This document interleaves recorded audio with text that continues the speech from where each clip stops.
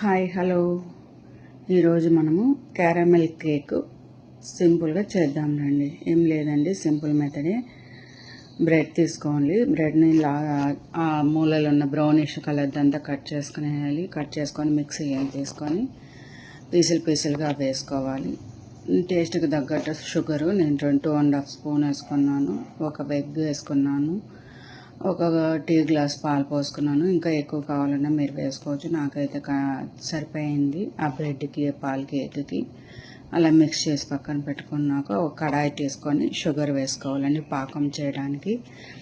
పాకం అంటే మామూలుగా పలుసుగా రావడం అట్లా కాదు, తిక్కుగా ఉండాలి, మంచిగా బంక లెక్క ఉండాలి. చేసి చూపిస్తున్నాను కదా, మీరు కూడా అలానే ట్రై చేయండి. నీళ్ళు వేయకూడదు, ఆ వేడి మీదనే అది కరగాలి. అప్పుడే బ్రౌనిష్గా వస్తుంది, టేస్టీగా కూడా ఉంటుంది.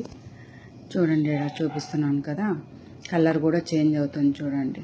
అలానే చేయాలి. తర్వాత ఇలాచీ పౌడర్ అండి, నేను షుగరు ఇలాచీ వేసి మిక్స్ చేసుకుంటాను.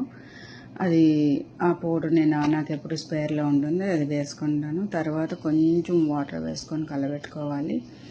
కలబెట్టుకున్నాక ఇప్పుడు మనం దేంట్లో కేక్ చేయాలనుకున్నామో దాంట్లో పాకం ఎత్తి వేసుకోవాలి. పాకం వేసుకున్నాక మనం చేసుకున్న మిశ్రమాన్ని, బ్రెడ్తో చేసుకున్న మిశ్రమాన్ని ఆ బౌల్లో పోసి ఆవిరికి ఉడకపెట్టాలండి. ఇడ్లీ పాత్ర అన్నా తీసుకోవచ్చు, కుక్కర్ అన్నా తీసుకోవచ్చు, నో ప్రాబ్లము.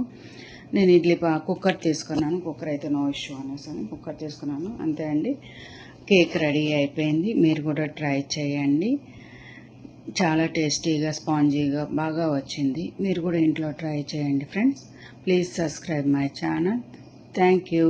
బాయ్.